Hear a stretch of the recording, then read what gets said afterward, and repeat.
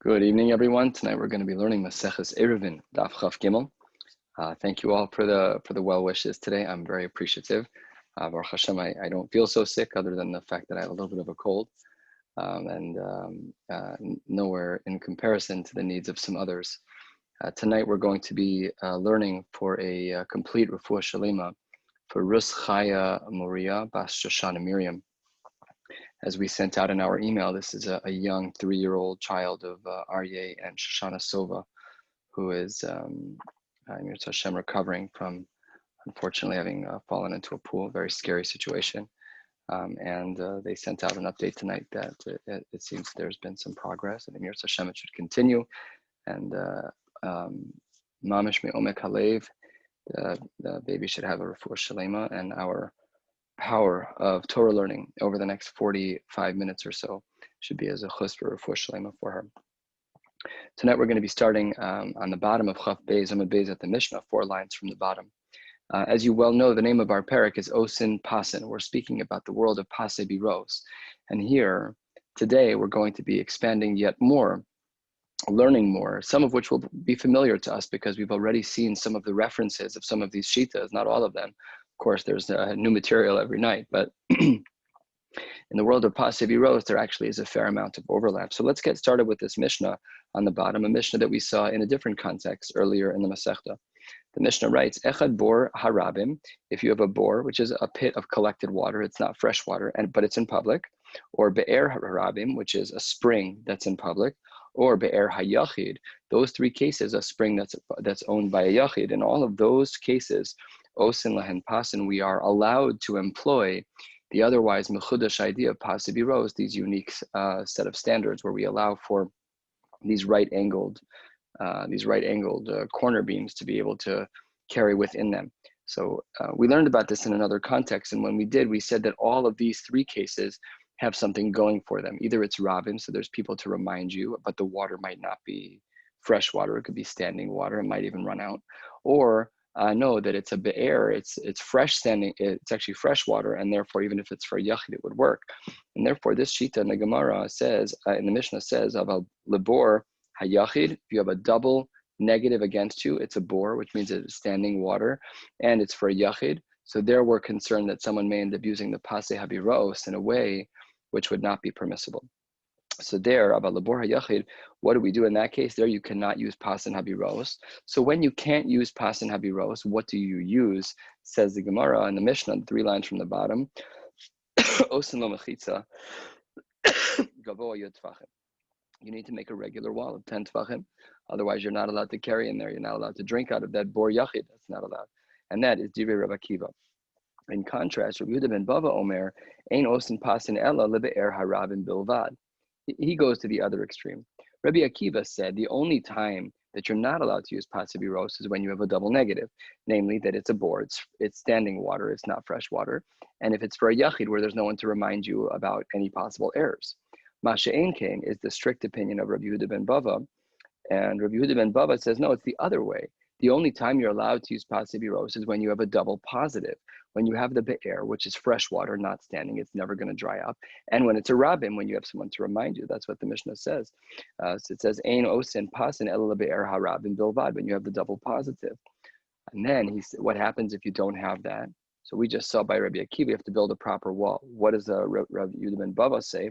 Ulesha'ar, for all the other iterations of bor and be'er and yachid and rabim, what should you do if it's not this perfect case of the double positive of be'er and rabim? Says the Mishnah, last line, l'sha'ar, osin chagura gavoa asara tfachim. You should make a belt of sorts that is 10 tfachim tall. Take a look at Rashi, chagura. Rashi, the last Rashi on the page, Dibra Maskil chagura. Rashi says, what's chagura? Hekef shel chavalim. It's a wrap of ropes. What did Rabbi Akiva say in the previous shita? When you can't use this, the Pasei Biros, you should build a mechitza. But why does Rabbi Yehuda ben Bava now shift over to chavalim? And Rashi translates chavalim as ropes. Take a look at the last Tosfos on the page. Tosfos Dibra Maskil Chagura Pirush Mechitza. He says no, it's just another way to say mechitza. So it's possible, not clear, but possible that there's a machlokes here between Rashi and Tosfos in regards to the Shita Rabbi Yehuda ben Bava. Does Rabbi Yehuda ben Bava say that when we're not using Pasibi ropes, that we have another option in the middle of the rope, just Chabbalim to use ropes? Or no, says Tosfos, it's really just another word for Mechita. Rabbi Yehuda ben Bava is not really arguing with Rabbi Akiva on that note. A good question for Iyun at a later point. Turning to the top of Daf Chaf Gimel Amid Aleph, as we begin the Gemara, that comments on this Mishnah. Amar Rav Yosef, Amar Rav Yehuda, Amar Shmuel. Shmuel was giving shir. He taught it to Rabbi Yehuda. Rabbi Yehuda taught it to Rav Yosef. Halacha Rabbi Yehuda ben Bava. Says the Gemara in the name of Shmuel, we paskin like Rabbi Yehuda ben Bava, the strict shita, that you're only allowed to use pasin when we have the double positive of a be'er, fresh spring water, and it's rabim, and it's in a public place. Says the Gemara, that's one din that he taught, and here's another one. The Amar Rav Yosef, Amar Rav Yehuda, Amar Shmuel. So Rav Yosef is the same person quoting the same Rebbe back in the name of Shmuel. What does he say? Lo hitiru patzibiro sela lebe'er mayim chaim bilvad. It's the same exact thing.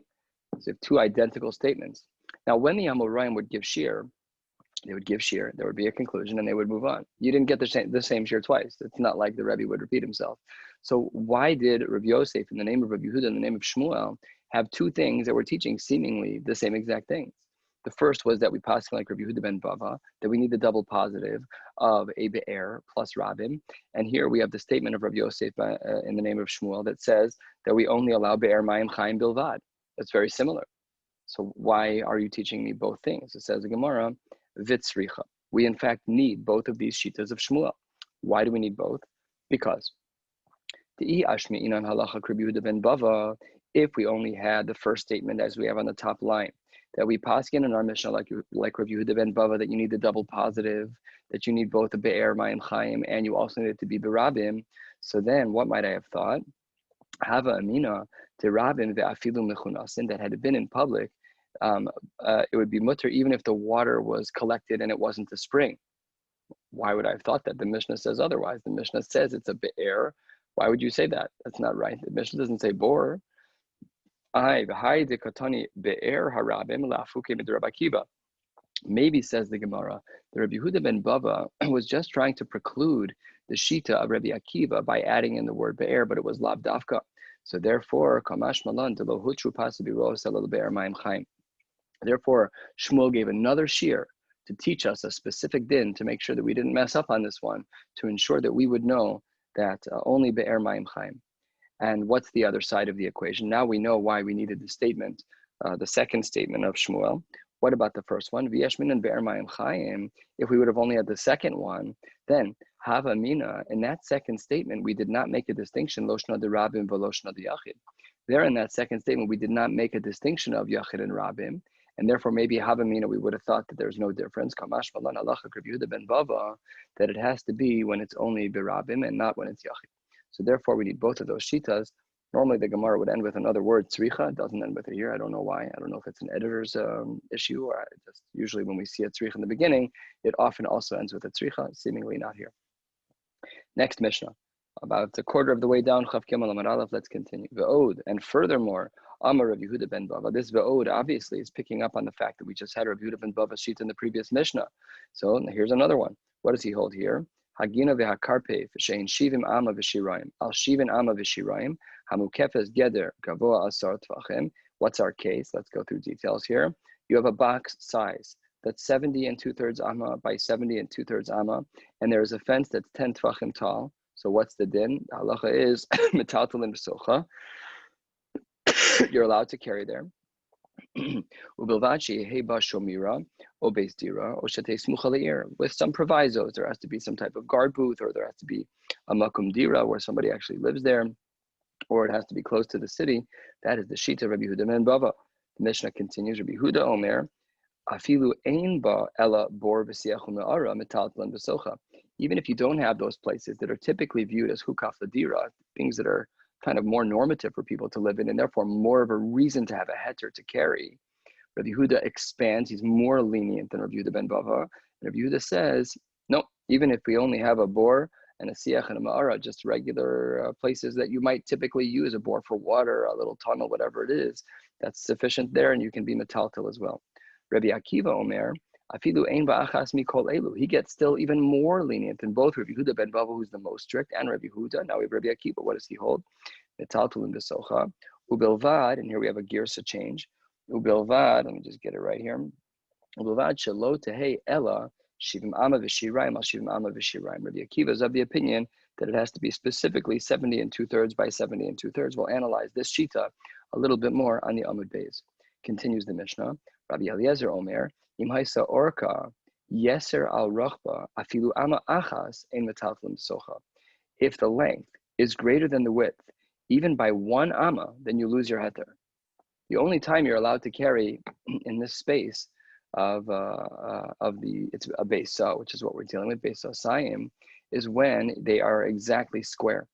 And we will learn today what exactly square means and what the difference is between a base saw and the 70 2/3 by 70 2/3. We're going to compare them in just a few minutes. But nevertheless, that's a shita of Rabbi Eliezer, that when the length is greater than the width, when it's really not a square, but it's a rectangle, even by 1 amma, so then you can no longer carry in that space. Rabbi Yossi Omer, Rabbi Yossi says a little bit more than halfway down, Chav Gimel Amud Aleph, Afilu orka pishnayim berachba, even if the length is double the width, metaltalim besocha, a clear and strong argument against Rabbi Eliezer. Amar Rabbi Loi, Shamati me Rabbi Eliezer. This is a girsa change too. We're referring back up to the Rabbi Eliezer from 2 sheets ago, the one who said that even if there's 1 amma difference between length and width, that we lose the capacity to carry. So Rabbi Loi says that he heard from Rabbi Eliezer, V'afilu hi kebes kur, even if it was very large, just has to be square. It has to be square, otherwise you're not allowed. V'chein shamati mimenu. He also adds another thing that he heard from Rabbi Eliezer, unrelated dinim to what we're talking about. If you're doing Eruvi Chatzeros, and one of the people who lives there forgot to make an Eruv with you, he is not allowed to carry in and out of his house, but the others who Taka did do the Eruv are allowed to carry, no problem at all. Rabbi Loi says he also learned from Rabbi Eliezer, sheyotzin be'akravlen be'pesach. There you can be yotze, the mitzvah of maror with akravlin, which was some type of herb that the leaf was shaped like an akrav, like a scorpion. The tail of it kind of curved over to the front, like the tail of a scorpion would curve over to the front of the body. It had that little stinger that comes back over at you from behind the body to in front of the body. That had a certain curvature to the leaf. I tried to find from one of his students a raya, uvikashti lichaver. I tried to find a friend. I tried to find a marimakom. I wasn't able to find anyone who could verify that shita was actually permissible. So these last few dinim of Rabbi Loi are not really connected to our Mishnah. He just quoted them because they are extensions and extra dinim that Rabbi Eliezer taught. Says the Gemara, hold on one second. My Tana, Tikatani ve'od. Why does our Mishnah open with the word ve'od? I kind of foreshadowed this a little bit, which is that both Mishnahs speak about Rabbi Yehuda ben Bava. That's kind of obvious though, so you don't need me to foreshadow that. So what's the Gemara's question? What does it mean, my Tana Tikatani ve'od? If you want to say that the reason why this second Mishnah here on the 1/3 of the way down on this page on Chav Gimel Amud Aleph, that the Mishnah on the bottom of Chav Beis Amud Beis and here the Mishnah on the top of Chav Gimel Amud Aleph are both chumras of Rabbi Yehuda ben Bava, and therefore mishum hachik tani ve'od. And the reason why we say ve'od is that we're saying, and furthermore, just like Rabbi Yehuda ben Bava was strict over there, so too he's being strict over here. If that's your havamina, well, we don't see that in other cases. Rabbi Yehuda, not Rabbi Yehuda ben Bava, Rabbi Yehuda, as we saw in Daf Yud Ches, if you were to flip back to Daf Yud Ches, so there was a shita there of Rabbi Yehuda toward the top of the page, I believe. Somewhere, wherever it is on this page, it was a shita of Rabbi Yehuda. Actually, it's in the Mishnah on Yud Zayin Amud Beis. Rabbi Yehuda there had a strict shita. Okay, so we saw that there was a strict shita there. The Tanalei Chado Lechumra. He taught us one machmir din over there. Rashi, what machmir din did he teach us? Rabbi Yehuda. Rabbi Yehuda taught us 2 inches above where we are about Dibur HaMaskal, Rabbi Yehuda bar Eloi, the Tana Le'el, Chado L'Chumra. To Omar, what did he say? Ad base sa'asayim in Tfelo, that the maximum share that you have to make Pasebi roast is only up to base sa'asayim. That was one Chumra. And then back in the Gemara, the Katani Acharisi, and then we have another Mishnah that has a Chumra from him as well, the Loktani Ve'od. we didn't see over there that we have the word ve'od. So if your havamina is that the reason why we use the word ve'od in our case by Rabbi Yehuda ben Bava is because two Mishnayos in a row were machmir, that didn't happen with Rabbi Yehuda. So why is it happening with Rabbi Yehuda ben Bava? So says the Gemara, no, that's not a good argument. You can't distinguish between the cases of Rabbi Yehuda ben Bava. I'm sorry, you can't compare the cases of Rabbi Yehuda ben Bava and the case of Rabbi Yehuda. Why? Because Hassam, over there in the case of Rabbi Yehuda, Afsekuha Rabbanan, there the Rabbanan added in a Shita, and Hacha, over here in our case of Rabbi Yehuda ben Bava, Lo Afsekuha Rabbanan. So by the Rabbanan, it's just different cases. One had a break in it. In the case of Rabbi Yehuda, Stam, Rabbi Yehuda Bar Ilai, whenever we see Rabbi Yehuda in a Mishnah that says Stam, it's usually Rabbi Yehuda Bar Ilai. So when we have the Hassam by the Rabbi Yehuda Bar Ilai, there was a break in between the two shitas of Rabbi Yehuda, so therefore we're not going to say ve'od, even though they were both chumras. Hacha, but here in the case of Rabbi Yehuda ben Bava, lo afsekuhu rabbanon, we don't see that there's any interruption between the shitas of Rabbi Yehuda ben Bava, so therefore we say ve'od, very clear. Says the Gemara 5-6 lines from the bottom. Wait a minute. Are you trying to tell me that anytime we have another shita in between two shitas, so then in that next Mishnah we're not going to say ve'od? Is that what you're trying to teach me? There's an example of this in Maseches Sukkah, where Rabbi Eliezer had two chumras, one after the other, and there is a sheet of their Rabbanan between them, and nevertheless the second Mishnah says ve'od. So we have a kasha. How do we work that out? Says the Gemara, over there, Hasam bin Milsei hu de afsekuha. There by Rabbi Eliezer, the interruption of the shita of the Rabbanan was also Inyan. It was in the same exact sugya. So it's kind of like min b'mino. We don't really look at it as a separate idea enough to interrupt the shitas of Rabbi Eliezer and Maseches Sukkah to stop the quote unquote ve'od. So therefore we have it over there. Masha'en kein hacha, by the case of Rabbi Yehuda, bin Milsei harisi afsekuha. In the case of Rabbi Yehuda, the reason why it didn't say ve'od is because the topic that the Rabbanan raised in the Mishnah after Shita number 1, but before Shita number 2, was on a different topic altogether. So therefore, our principle stays true. When we have two Shitas, one Mishnah after the next, and they're both Chumras, and they're both from the same Manda Amar, we add the word ve'od, unless there's an interrupting Shita that has nothing to do with the topic at hand, in which case the word ve'od should not be used.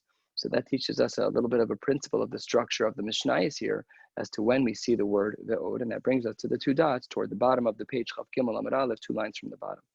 We learned in our Mishnah, in the name of Rabbi Akiva, Rabbi Akiva Omer, Afilu Ein Ba Echad Mikol Elu Metaltalin B'Socha. He was a more lenient sheet, as we saw in our Mishnah, that you're allowed to carry.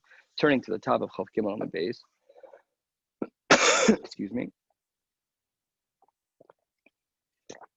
Says the Gemara, if you say that, Rabbi Akiva Hainu Tanakama, if that's the case, then Rabbi Akiva seems to be exactly like the sheet of the Tanakama.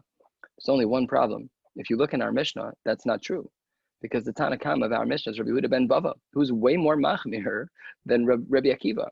So what are you talking about that he's like the Tanakama? Baruch Hashem for Rashi. I don't know what we would have done without him. Rashi, Dibor Maskil, Rabbi Akiva Hainu Tanakama. To Amru Lo, and if you look right there, there's a little Marim Makom, a little Vav there, and it throws us back to the Sugya on Daf Yud Ches Amud Aleph. There we see a Shita in the Tanoim. Over there on Daf Yud Aleph, Lo Amru Beis Saim, Rashi says, Elo Lagina Lul Karfe Faval Im Haya blah blah blah. Okay, so what do we see from here? The Rabbi Akiva in our Mishnah is not like the Tanakama here on Chav Gimel, but it's like the Tanakama that's listed on Daf Yud Ches, and their Shitas are identical. So why then would you show me a new Shita of Rabbi Akiva? We don't need the sheet of Rabbi Akiva. We already have the Tanakama from Daf Yud Ches. So says the Gemara, Ika b'nei davar muat. There is something tiny that is a difference between them. What is that tiny difference between them? So says the Gemara as follows. The Tanya, the Brisa writes, Rav Yehuda Omer, davar muat yesh al shivim ama v'shirayim v'lo nasnu chachamim bo shir v'kama shir sasayim kechatzer hamishkan. If you were to look at the Mishkan, the area of the Mishkan, it would be 100 by 50 amos. So that's 5,000 square amos. Now, if you take 5,000 square amos and you take the square root of that, I did this on a calculator, it would be 70.71. But the way that the Chachamim set up the Shivim Amma, the Shirayim, is that it's really not that amount. It's not quite 70.7.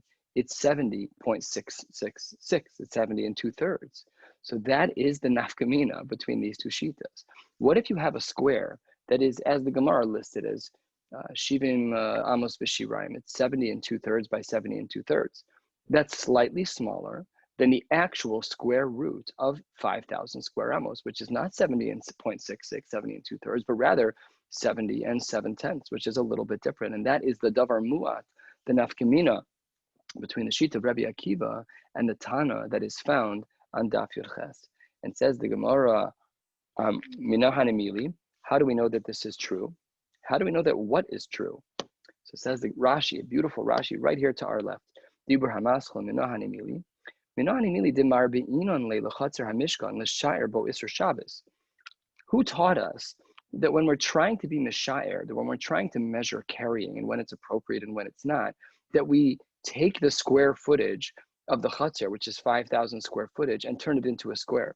That's not what it is in the Mishkan, in the Chatzar. In the Chatzar, it was 50 by 100. So how did we get to the point where we took the 5,000 square amos and we turned them into a square? They weren't a square, it was a rectangle.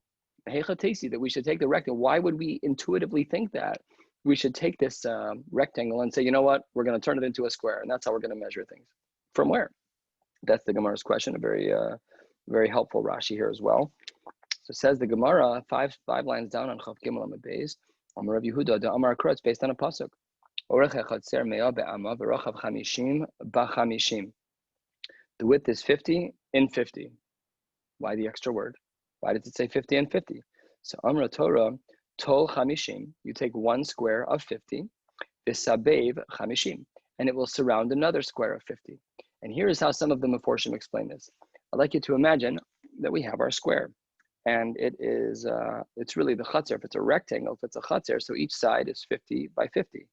And if you take one square that's 50 by 50, and you were to break up the other square into strips and put it around the other 50, so you have 50, it's 50 by 50, and then the other 50 by 50 is broken up into pieces to surround. When you add them out and pat it on, it becomes 70 and 2/3 by 70 and 2/3. So that's what the chamishim b'chamishim means, is that we take one square of 50, there's really two squares of 50 by 50 and 100 by 50. So if you have 100 by 50, just imagine it's the 2 pages of the Gemara. This is 100 wide by 50 tall. So this one's 50 by 50 and this one's 50 by 50. And you take one square, put it in the middle, and you break up the other square and you kind of layer around it in small strips of the other 50 into pieces to make it wider into more of a larger square. The result is, of course, going to be the number of the square root of the chatzar, which is 5,000. Square root of 5,000 is approximately whatever 70 and 2/3. And now we have machlokas as discussed there. But that's what the Gemara is answering, that it's based on the pshat of this pasuk, why it says chamishim b'chamishim, and we therefore know that we should be relying on a square model because it says chamishim b'chamishim and not a rectangular model. So says the Gemara, I mean, that's great, but like, that's definitely not the basic pshat in the pasuk, right? Like, that's a drasha. That's not the simple pshat. So asks the Gemara, Pashte de Krabimaiksiv. What is the basic understanding of the pasuk? I know you're making an extrapolation from the pasuk. It's like, you know, the biblical exegesis of like, how do we extract from, so fine, but that's not pshat in the pasuk. How do you read the pasuk? It says the Gemara, a halacha that is well known in regards to the structure of the heichal relative to Har Habayis. As you know, if you ever looked inside of a picture, an aerial view picture of Har Habayis, you'll know that the heichal is off-centered. It's at least 50 amos from one of the ends, and here's why. It says the Gemara, Amar Abaye, 8 lines down. Amar Abaye, Ha'emad Mishkan al Sfas Chamishim Kidei Sheyehei Chamishim Amal Lefanov. There is at least 50 amos from the front wall of the heichal to one of the outer walls of Har Habayis, and that's based on this pasuk.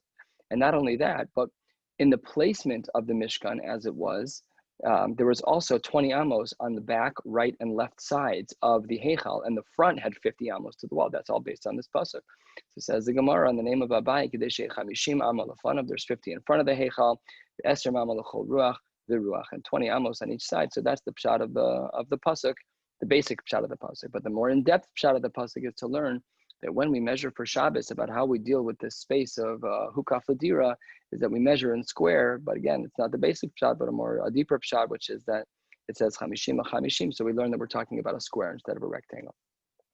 2 dots, 10 lines down, Chav Gimel Amud Beis. Rabbi Eliezer Omer Im Haisa Arka. This was our Mishnah that we saw.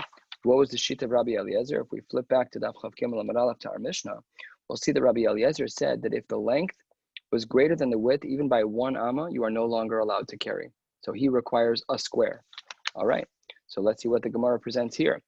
Tanya, the Brisa writes, Rabbi Eliezer Omer Im Haisa Arka Yeser Al Pi Shnayim Berachava Afilu Ama Achas Eino Metaltalin Besocha. Totally different. Not that many more words. But he says if it's more than 2x, if it's more than double the width by even 1 amma, then it's a problem. So in our Mishnah, the basic understanding of Rabbi Eliezer is that it had to be square. Here we're saying if the length can be twice the width exactly, but if it's even 1 amma more than twice the width, then you're done. Then you can't carry. That's a machlokas. That's a brisa that says Rabbi Eliezer holds that 2x is an appropriate ratio of length to width. Mashenkin in our Mishnah, it's x to x. It's a 1x ratio of length to width. So which one is it? Which Rabbi Eliezer is correct? Says the Gemara. This one is correct, the new one, because the Gemara answers with the following: Amar Abibi bar Abaye kitnan nami masnisin yeser al pishnaim b'rechavatnan. Our Mishnah should have the words yeser al pishnaim, even if it's greater than double 2x. 2x plus an amma makes it puzzle to carry, makes it usher to carry. So that's how the Gemara explains it. Ihachi. But if that's true, then your new explanation of our Mishnah aligns the shita of Rabbi Eliezer with Rabbi Yossi. And we already have that shita. So if you're going to take this brisa and you're going to use it to explain away our Mishnah, that really Rabbi Eliezer means that 2x to x, that the length can be twice as much as the width, provided that it's not plus 1 amma in length. That's a great shot in Rabbi Eliezer, but then you have a kasha within our Mishnah. Yehachi, hainu Rabbi Yossi. Says the Gemara, Ika beinaihu ribua de ribuuha rabbanon. Their machlokas is in regards to how we understand our Mishnah. Do they say that, not our Mishnah, excuse me, about the squaring drasha that we learned about earlier, about chamishim b'chamishim? One of them holds of it that it's lechatchila, one of them holds of it that it's not okay. So that's the machlokas between the two of them, but it would be correct that in other words, there really isn't a machlokas on this point. They would both agree that 2x to x is fine. 2x plus 1 tefach would then be usher. They just disagree in regards to the drasha of chamishim b'chamishim. Next sugya and last sugya for the evening, Rabbi Yossi Omer. What did Rabbi Yossi say in our Mishnah? If we flip back, Rabbi Yossi said, Afilu orka pishnayim berachba metaltalim b'socha. Length to width could be a 2-to-1 ratio, no problem. He said you can still carry there. So it says the Gemara Itmar. Amar Rabbi Yosef, Amar Rabbi Yehuda, Amar Shmuel, halacha ki Rabbi Yossi. The halacha is like Rabbi Yossi. That's what we saw in the name of Shmuel. And Rabbi bar Rabbi Yehuda, Amar Shmuel, what did he say? Halacha ki Rabbi Akiva. What is he talking about here? They're like both things. Shmuel said they're like two things. So let's take a look at Rashi. Rashi is way down toward the bottom. It's about 10 lines or so from the bottom of the page. Third line of the widest lines in Rashi toward the middle of the line. Rashi, Dibur Hamaschil, halacha Rabbi Yossi. Which part of the halacha of Rabbi Yossi is he referring to? To lo boy meruba'as, that it doesn't have to be square, because Rabbi Yossi holds it can be a 2-to-1 ratio length to width. And as well, the halacha Rabbi Akiva, the halacha is like Rabbi Akiva in that what? The lo boy mukefes ladira. Rabbi Akiva, as we saw in our Mishnah that we started with today, actually our second Mishnah that we learned today, that he's more lenient than Rabbi Yehuda ben Bava, that he doesn't even require that it has to be hukaf ladira. So these are the two shitas that he holds like, one that it doesn't have to be square, and one that the space doesn't have to be hukaf ladira, that it doesn't have to be a place of living in order for a person to live. Let's go back into the Gemara. Says the Gemara, v'tarvaihu lakula, and both of them were leniencies that Shmuel was holding of, vitzricha, and we need to quote both of them to be lenient. Why? Says the Gemara, Yashminan halacha ki Rabbi Yossi. If we would have only had the din of Shmuel that the halacha is like Rabbi Yossi, that we allow the length of this space to be 2x to x, that a 2-to-1 ratio of length to width, then havamina adiika shomira o bestira. I might have thought that yes, 2x to x is fine, but only if it's hukaf ladira, havamina. But Rabbi Akiva doesn't hold that way. Therefore, kamashmalan halacha Rabbi Akiva, that we paskin a double kula of Shmuel. What's the double kula? Doesn't need to be square, and it doesn't need to be hukaf ladira, that we don't care if it's a place where people live, you can still carry in such a place. V'yashminan halacha Rabbi Akiva, if Shmuel would have only taught the din that we followed like Rabbi Akiva, havamina d'archa katin lo, we might have had a havamina that Rabbi Akiva, who's lenient in that we don't require it to be hukaf ladira, maybe that's only true if it's a square. But if it's arach v'katin lo, if it's a rectangle length over width, if it was not square, then it would be problematic. Hamash malon halacha Rabbi Yossi. So we see that Shmuel paskins like a blend, like a hybrid of the shittas of Rabbi Yossi and Rabbi Akiva, like Rabbi Yossi, in that it does not have to be a square and it can be a rectangle of a 2-to-1 ratio. And he also paskins lakula like Rabbi Akiva, that it does not need to be anything more than whatever he said in our mission, was it Boris Vasichin? It can be a random place, basically. That does not need to be hukaf ladira. And that's how the Gemara concludes. I wanted to start a little bit more of this sugya, but it's not shaykh, because once we start the sugya, it's going to pull up into the next page. And it looks like tomorrow's blot is deceivingly a little shorter than usual, with Chavdal and Amabeis being a little bit shorter. So we're going to pause here at Karpev, 10 lines from the bottom on Chav Gimel Amabeis. And I hope you guys all have a beautiful night.